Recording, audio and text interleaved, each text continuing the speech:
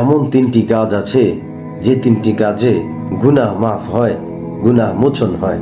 সুবহানাল্লাহি ওয়া বিহামদি।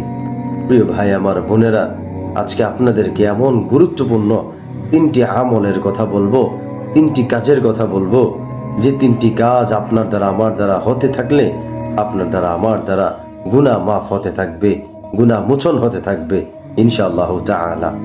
প্রিয় ভাই আমার বোনেরা, খেয়াল করে শুনুন।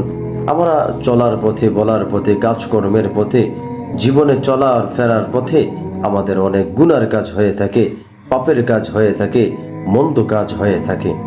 তো প্রিয় ভাই আমার, এমন তিনটি কাজ আছে যে তিনটি কাজ আপনি করলে আপনার গুনাহ মোচন হয়, গুনাহ মাফ হয়।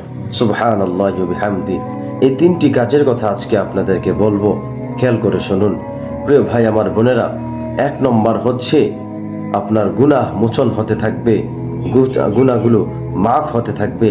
এক নম্বর কাজ হচ্ছে যখন আপনি অভাবে পড়ে যাবেন, টাকা পয়সা নাই, অর্থ সম্পদ নাই, দেওয়ার মতন কিছুই নাই, যখন আপনি অভাবে পড়ে যাবেন, এই অভাবের সময় যখন আপনি দান করবেন, কিছু থেকে কিছু, সামান্য থেকে সামান্যতম আপনি যা দান করবেন, রাসূল সাল্লাল্লাহু আলাইহি সাল্লাম বলেছেন, কেউ যদি অভাবের সময় দান সদকা করে, আল্লাহ তাআলা এই অভাবের সময় দান সদকাকে পছন্দ করে। বলেছেন, রাসূল বলেছেন যে তাদের গুনাহগুলো মোচন হতে থাকে। সুবহানাল্লাহি ওয়া বিহামদি। প্রিয় ভাই আমার বোনেরা, যখন আপনার কাছে কেউ সাহায্য নিতে আসবে, সাহায্য চাইবে, তখন আপনি অভাবে আছেন, টাকা নাই, পয়সা নাই, তখন আপনি রাগান্বিত হয়ে তাকে ধমক দিয়ে তাড়িয়ে দিবেন না, তাকে বলবেন না নিজে খাইতে পাই না তোরে আবার কি খাওয়ামু, এটা বলবেন না প্রিয় ভাই আমার বোনেরা। অতএব আজকে আমরা বুঝলাম, অভাবের সময় যদি দান সৎকা করি, এই অভাবের সময় দান সৎকাটা আপনার আমার গুনাহগুলো আল্লাহ তাআলা মোচন করে দিবে। সুবহানাল্লাহি ওয়া বিহামদি। এবার আসেন প্রিয় ভাই আমার, 2 নম্বর হচ্ছে গ্রীষ্মকালের রোজা।